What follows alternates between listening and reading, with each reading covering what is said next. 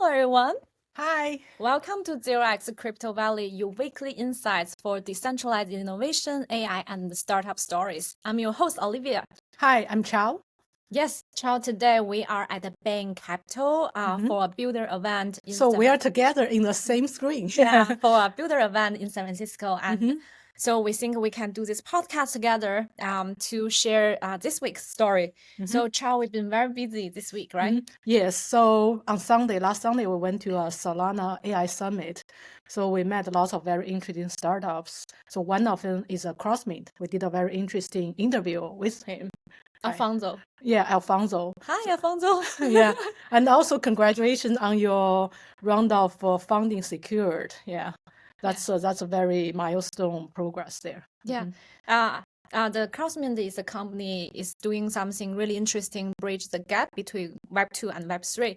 So we think we are really glad to see a lot of companies are start thinking about like scaling up and also drive mainstream adoption. So this is something like our podcast is very passionate about, basically bring a lot of knowledge and helping people to understand Web 3 and decentralized technology more. Yeah, so it's their mission, also our mission, to help more Web 2 transition to Web 3 smoothly. So we also went to but there's an event like a Super Bowl in AI field, the Nvidia GTC. So that's lots of big news or development on the AI side. I think that's the most impressive one is how fast the robotic has progressed these days. In our in our Jensen previous Huang. in our previous Master episode, Huang. in our previous episode we talk about like a spatial AI will be the next stage, but based on Jensen Huang's speech and the demo of that robots, it looks like it's coming very fast than we expected. Yeah, it feels a lot of things in robotic and AI is really making really fast progression into the space. We probably feel, oh, it's coming in a few years, but it's really, really a significant progression. And so that's GTC from Master Huang. And make sure to check out the previous episode on robotic and AI. So we cover some story and development regarding robotic. Yeah, that's also two versions, Chinese and English. Yeah. We have bilingual version. And another one happening in San Francisco is the GDC, which is the Gaming Developer Conference. We all know gaming is such a big use case in Web3, right? Yes. And right now, we think there could be much more stronger interest for Web2 company getting into Web3. Yeah. So at the GDC, we went to several events, got invited there. There's quite a few Web2 gaming companies show their interest to use the Web3 technology or transition into Web3. So that's you can see there's that trend is getting much more big by days.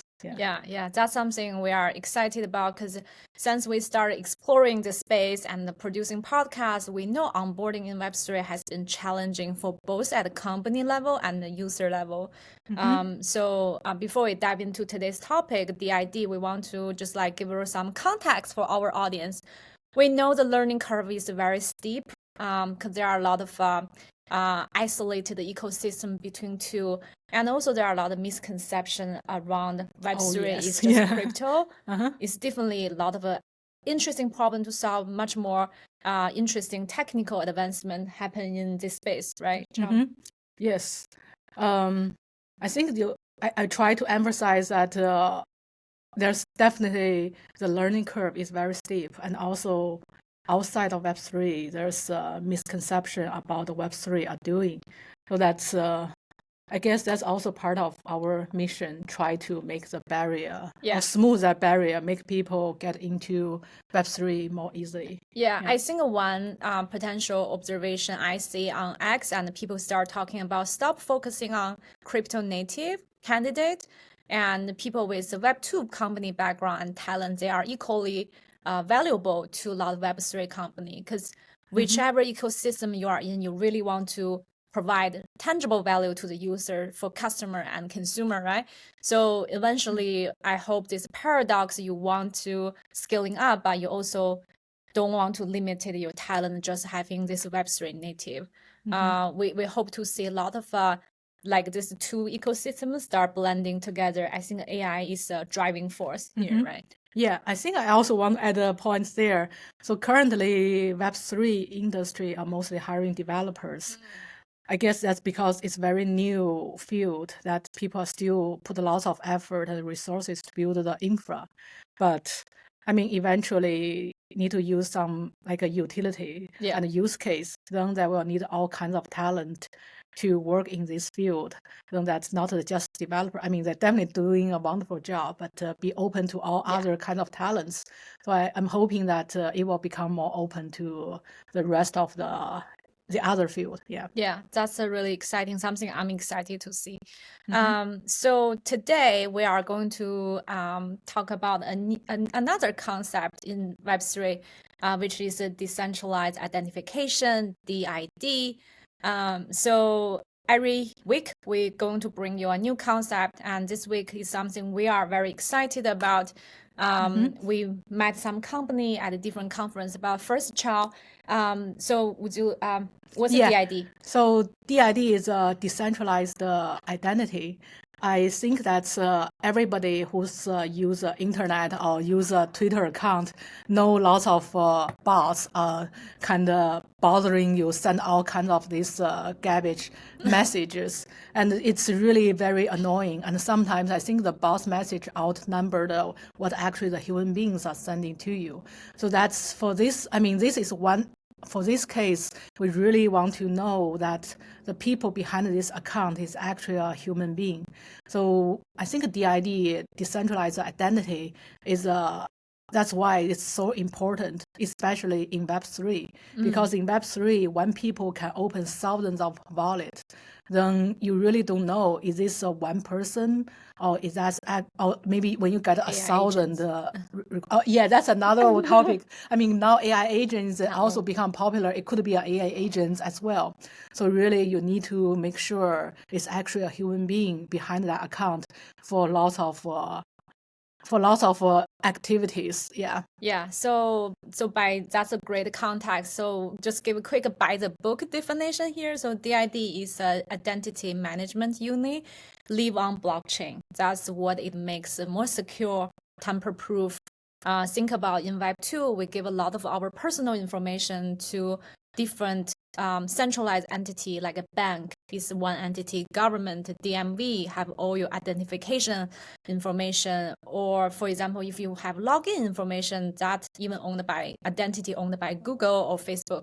So in the decentralized world, you have much stronger ownership, and your identity is not really owned by a third party. So Charles, think about of this like ideal stage. So can you how does this work, basically, the ID? I mean, there's many approaches to come up with identification for the human beings.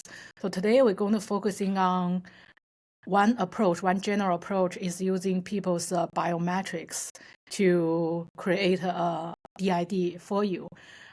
It's actually, we went to East Denver, so you can see you wear the T-shirt. That's a company. Protocol. That's a company we're going to mention for this one. So I think that now the common consensus is using people's biometrics is actually more secure or tamper-proof than the rest of the approach.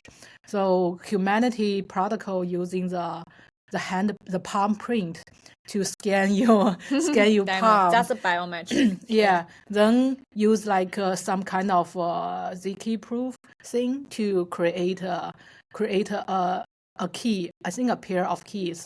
Then a public key is your ID, the ID. Then a private key is kind of like your key. You can authorize to use it or not.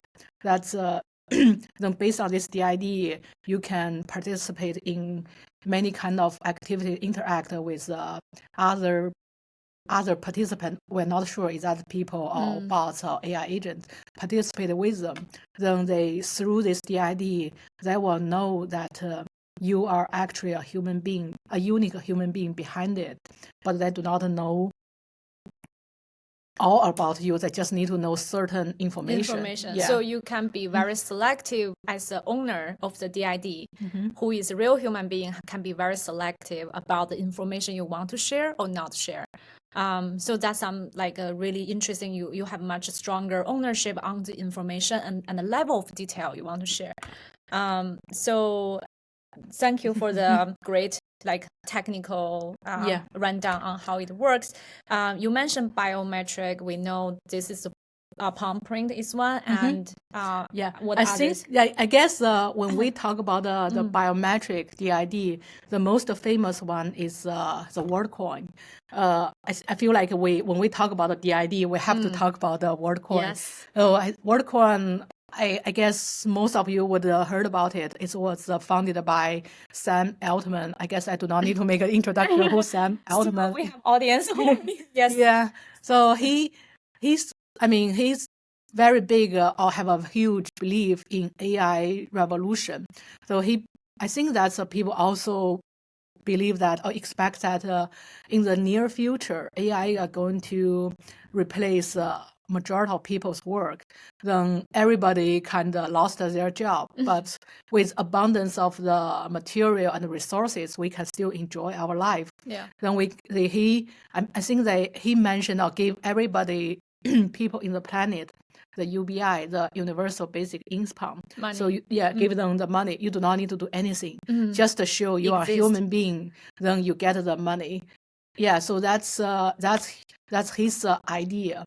But the very first problem he realized, people when they try to build these projects, is realize they need to make sure that behind that account is actually a real human being. So the solution approach I come up with is to use an orb, so which is a device that scan your biometrics, which is iris. Yeah, to prove you are real human. To prove you are a real human being, to create a world ID, human ID based on the iris. Definitely, it's kind of similar to humanity protocol that the iris got encrypted. I mean, it's not actually your biometric mark. It's actually it's like a key created based on that. So it's in theory, your personal information is not saved during this process. Yeah. Yeah. So DID is quite important concept in Web3. So for example, the co-founder of Ethereum Vitalik mentioned identity is a very fundamental building block for almost everything in the decentralized. We do online, and this in the decentralized way, we can offer more innovative and private, portable across different systems. So this is something he said in 2021. And right now we see there are different development like Humanity Protocol and Worldcoin. Are there any risk or caveat around this space? Yeah, so the technology is still quite new. So it could be either misconception or real concern that the worry about their privacy will be breached. Yeah, because it's our personal biomarks. So I think it's natural or it's a reasonable concern that the worry people might or some place going to misuse it. So yeah, I think then based on that, lots of countries kind of banned World ID operation. I think even in United States, right? I mean, I did my eye scan using the orb like 2 years ago at New York City. At that time, maybe just 2 or 3 locations in the whole U.S. that can actually scan and verify you are actually a human being and give you an ID. But these days, I just checked my World app. Looks like in United States, that looks like it's no operation right now. So that's I think that's a regulation that based on people's concern and also all other kind of things that make the scale up. I slow down the scaling up there. Yeah, I think you mentioned, for example, Sam Altman giving up free money. So did you get any free money from that after you give your? So in the US, the airdrop of the Worldcoin is forbidden. So even though I have an ID, then I did not receive any money, any tokens. But I think if you look, maybe for example, if you live in Indonesia or Latin America, then you can get the UBI every week, kind of like airdrop the money to you, like the Worldcoin. Yeah. I may want to bring one context about crypto adoption is much more stronger among the countries like Latin America when the government and the state currency is not really stable. And so it's much common in such a strong government economic state like US or Western countries. Yeah. Great. So we hope we got some money eventually. So I think that's really great question, because even though for me as a user, I will have hard time to give away my biometric, and although by the design is secured on blockchain, but because we are in this early stage. Yeah, but it's already, I think that even at early stage, there's still lots of promising things. So I checked my app. I think so far 23 or 24 million people already registered for the Worldcoin. And for Humanity Protocol, it's also like 4 or 5 million people get their palm scanned. And based on, so World is kind of like, now it's like a blockchain. There's lots of apps, some protocol project built on those kind of chains that try to use this type of DID, then build their own dApps. So that's it's already very promising, but hope it can grow at a much faster speed if people know better about what DID really is. Yeah, so I think, like you mentioned, the AI agent acting like a human going to be really hard to somehow identify. I mean, I don't know long-term future, but this identifier for real human being verification is definitely we think there is strong use case. And also the t-shirt would say humanity take the more control, which we really like the slogan. We don't want to lose to AI. Oh, I like your t-shirt. I mean, mine is like from Coinbase, just to show I actually went to Istanbul. Yeah. That's how we met Humanity Protocol. They have a live scanning session in the outside. booth they have a session there. Yeah. Okay, so we talk about human DID, and last week we met a person from PublicAI. PublicAI.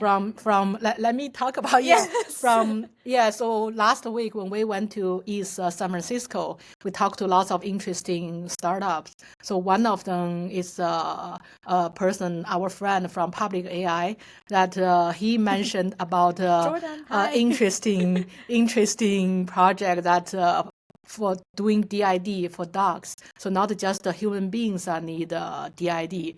Our pets, the dogs, also need that one. Puppy. Yeah, for puppies. I mean, now they're just for dogs. Maybe in future also for cats. Who knows? Yeah. So for puppies that they have a different biomarks that used. It's do you know the answer? But I want to let you say but that. But it's very cute. So we talk about humans scan the palm and eyes. So what is the answer for dog? Yeah, which is a nose. You do not need to point your nose. So, dog's nose, not almost nose. Yes. Yeah. So dogs through this conversation, I know that actually it's dog's nose print is kind of unique biometric for dogs. So you can identify a unique dogs that way. So they scanned the dog's nose print, then create a DID for these dogs. Then this dog's ID is kind of on-chain. Then owners can doing some things for this or doing some more helpful, useful things for their pet. Yeah, I guess so. For example, some use case, but feel free to add. Like as a dog owner, I can have this all my information, not all my dog's information secured and in this place. And whenever I need to see different doctor, have different services, or even my dog's like preference can be basically accessed or secured, very secure way. So I think currently the situation is when you go to see different doctor, that's a vet, right? Then each vet has its own electronic system or some record. So the record for your dog is very fragmented. But if you use a DID, all these dogs, the history, what's his favorite food, any illness history, medication will be saved in one place owned by the owner. That way, I think it's more accessible, then it's a better data management tool that can share with either doctors or either with like a pet company, then I can see there's just lots of So many use use. case. Then everybody benefit from this kind of thing, just like the idea for humans. Yeah. So we are excited to see like new development use case in the space. We also want to, before we go that, we also want to thank our friend from PublicAI to provide this information.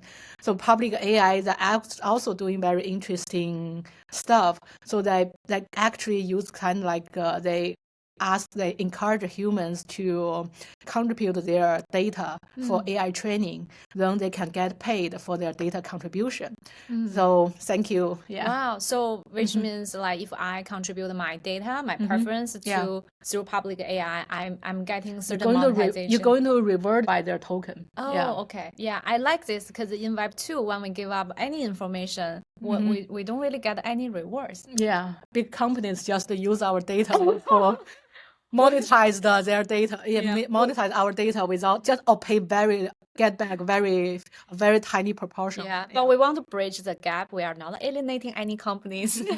Okay. So that's everything today on DID. We talk about the Solana AI Summit. We talk about different events happening in San Francisco. We continue to find interesting startup story and the founder story to bring those to you.